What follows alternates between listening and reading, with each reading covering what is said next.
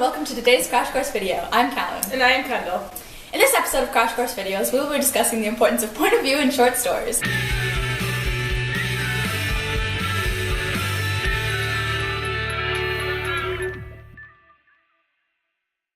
Point of view is defined as the perspective from which a story is told. In other words, who is telling the story. There are many different types of point of view in short stories. The most common type is first-person narration. In first-person narration, a character in the story is narrating. First-person narration might contain phrases like, "I did this," or "he said to me." This type of narration most closely resembles the way stories are told in real life, and a way for a reader to feel like they're inside of a character's head or inside of the story in general. One type of first-person narration is a stream of consciousness, which is when the character describes the process of thoughts passing through their mind. Another type is interior monologue, which is when the narration is an extended presentation of a character's thoughts. This is usually presented in a more organized manner than a stream of consciousness, and sounds more like the characters speaking their thoughts out loud for us to overhear. An advantage to first-person narration is that it allows the development of a strong sense of narrating characters' personality, and their characters can be fully developed as well. The issue we run into with first-person point of view is the difference between an unreliable and a reliable narrator. Most first-person narrators are reliable. A reliable narrator tells us what happens in a way that is true and undistorted. Even reliable narrators naturally have things that they don't see or don't know. However, they tell the complete story to their own knowledge. An example is Pip from Great Expectations. An unreliable narrator is a narrator who doesn't tell the complete story. An unreliable narrator isn't necessarily lying to the reader. They are just unable to give the true and complete picture. An example of an unreliable narrator is the main character in Catcher in the Rye. Another example of an unreliable narrator is in Telltale Heart by Edgar Allan Poe, where the narrator insists he is not crazy and sets out to prove he is sane when he clearly is not.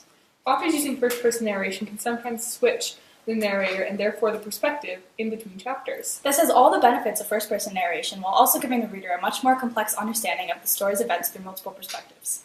In Rick Riordan's Hero of Olympus series, the first person is constantly utilized, however the character who's narrating switches. There's nothing forcing a writer to stay in one point of view from beginning to end of the story, and authors often introduce other points of view throughout. For example, in The Adventures of Huckleberry Finn, the story is told from Huck Finn's perspective for the majority of the time, but the author is also introduced as a narrator. Another important thing about first-person narration is that it doesn't always have to be the main character. Sometimes a narrator is an important character who just witnesses what happens to the main character. An example is Watson narrating in Sherlock Holmes. Third-person narration is when a narrator outside of the story tells us what is happening. This type of narration might say things like, "Randy did this," or "She shook his hand." There are three types of third-person narration: omniscient, limited, and objective. In the word omniscient, omni means all, and scienza means knowledge, or omniscient means all-knowing. An omniscient narrator knows everything that is going on in the story, including what all of the characters are thinking. An omniscient narrator can know something like where the character hid an object in a room, even when there is no one around to see it happen. Omniscient narrators can also know what will happen to the characters in the future, and this type of narrator is sort of like the voice of an all-knowing God leading you through a story. Third-person narration is generally thought to be the voice of the author, but that is not necessarily true. A narrator can suggest things about the author themselves might not even believe. A limited narrator is an outside narrator that only knows what the main character knows. For example, if the main character does not know that they're about to walk into a surprise party, the narrator wouldn't know that either. An objective narrator is when a third-person narrator describes what is happening but does not know what anyone is thinking and does not give opinions about what is happening. This type of narration is similar to a video recording of events. You only see the factual surface of the story, and this allows you to infer what is going on beneath the surface.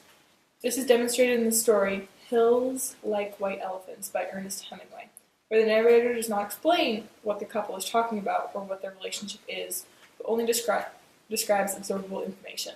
The rarest type of point of view is second-person narration, in which you are the main character.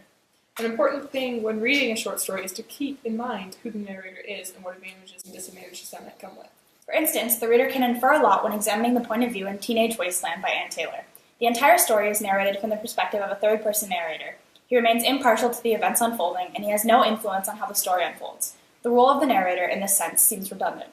However, when evaluating the narrator's level of omniscience, we can see a change throughout the story. In the beginning, it appears that the narrator possesses total omniscience. They can see inside Daisy's mind, and they appear to know all the events that are going on. This is evidenced on the first page in the fourth paragraph. The narrator describes how Daisy helps Donnie with his homework, and everything appears to be getting better. This is all that has happened in the story thus far, and the narrator understands it all.